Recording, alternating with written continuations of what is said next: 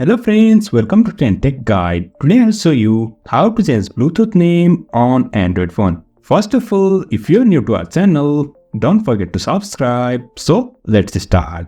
Now you can see I'm here in my Android phone. Now I'll go to Bluetooth. For that, I'll tap on this setting, and now over here you can see here is Bluetooth. Tap on this and now turn on this Bluetooth.